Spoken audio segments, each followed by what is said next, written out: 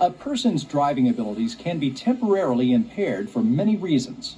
Driving without enough rest, getting angry, and being distracted can all impair a driver's ability to maintain complete control over a vehicle and stay safe. And so can drinking alcohol before driving. Alcohol can negatively affect every function involved in driving, and it significantly increases your chances of causing a crash. Each year, more than 10,000 people are killed in alcohol-related motor vehicle crashes. For young people, drinking and driving is a leading cause of death and serious injury. Simply put, alcohol and driving are a deadly combination for drivers of any age. Let's look at the fact that alcohol negatively affects every driving function and dramatically increases your likelihood of causing a crash. Once it's in the bloodstream, alcohol is carried throughout the body. It doesn't take long for alcohol to reach the brain, which is the first part of the body affected. In the brain, alcohol affects judgment, even with just one drink in your system. With alcohol on board, drivers begin to make bad decisions and take chances they wouldn't normally take. The second body function that's impaired by alcohol is muscle control. From the toes to the eyes, alcohol affects how the body's muscles perform. Every aspect of vision is negatively affected, including sharpness of vision, side vision, and distance judgment. Other signs of a loss of muscle control with alcohol consumption include loss of balance and slurred speech. Eventually, a drinker's overall behavior becomes affected. All of these changes make for some seriously impaired driving when someone attempts to drive after consuming alcohol. It's one thing to say that alcohol affects driving, but it's another thing to actually see how alcohol affects driving. Let's take a look at how alcohol actually affects driving. To seek to determine how drivers perform at different BACs, an experiment was conducted by Texas A&M University's Center for Alcohol and Drug Education Studies. Instructors from the Texas A&M University's Driver Skill Enhancement Program designed 6 different maneuvers. These involve judgment, fine muscle coordination, and reaction time. All participants received comprehensive training in every phase of the experiment. The simple driving maneuvers, T-turn, blocked lane, and slalom were learned quickly. The more complex maneuvers required additional training. The skid pad exercise involved the instructor locking the brakes to cause a skid and having the driver seek to recover from the skid. The crash simulator involved a response to a traffic light, which designates the lane into which the vehicle should be steered. After a complete day of training, all participants were tested in a sober condition.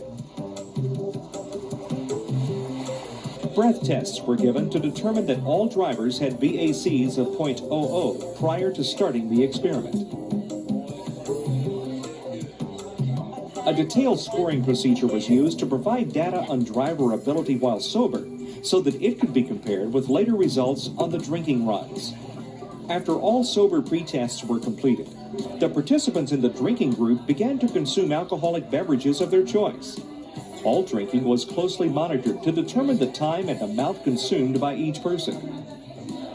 When it was estimated that a .04 BAC was reached, drinking participants took both breath and blood tests given by licensed DPS chemists and medical technicians. Before going back to the course, drivers were asked how they would perform. I feel confident. Well, I hope I do all right. You feeling all right? I am going to do horrible on my next driving test. Oh, I don't think I'm going to do very well in the driving test. Your reflexes, they don't reflect. Drivers had difficulty performing the same exercises they did successfully while sober.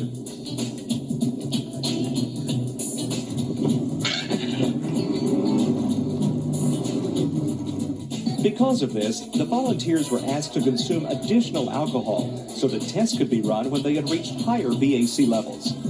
This was done, and the BAC and all tests were repeated.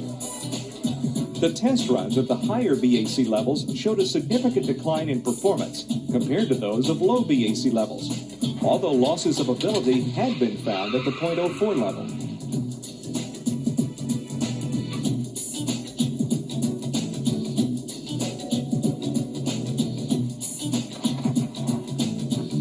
While many drivers reacted quickly to the emergency situations, they could not perform the maneuver successfully. Their judgment and handling skills were greatly impaired as compared to sober trials. This was especially apparent in the skid pad and auto control exercises, where small judgment and handling errors produced great loss of control.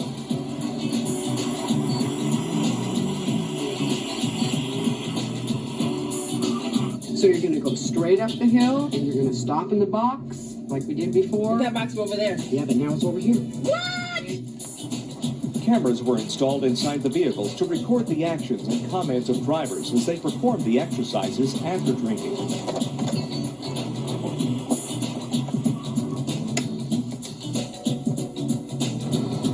The one thing I've noticed myself is my reaction time is slower. A lot slower.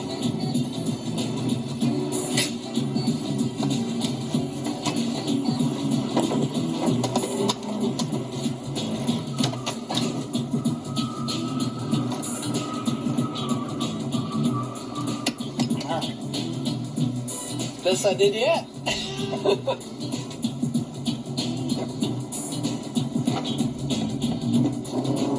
Okay. Wild. How'd that one go? I think I ran over somebody back there. The drinking group also had performance losses on balance, steadiness,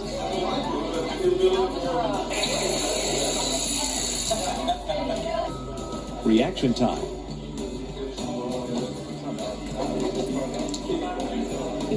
That was 20, that was 21, that was 22, that was 23, that was 24, that was 24, 5. Results of this study demonstrated that at BACs of .04, which is 1/2 the legal limit, drivers have a difficult time handling all driving situations, but especially those which require quick decisions and fine motor skills.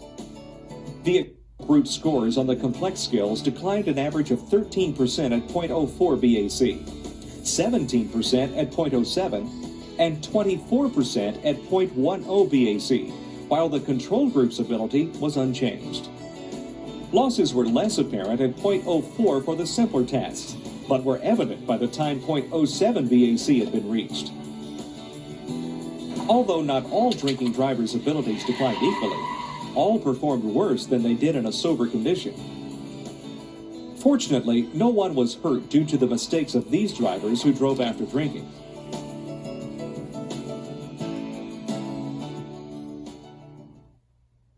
After alcohol is distributed throughout the body and the bloodstream, it is eventually removed or eliminated. You may have heard the old rule of thumb that the body can eliminate 1 drink per hour. While that's a convenient formula, it's also wrong.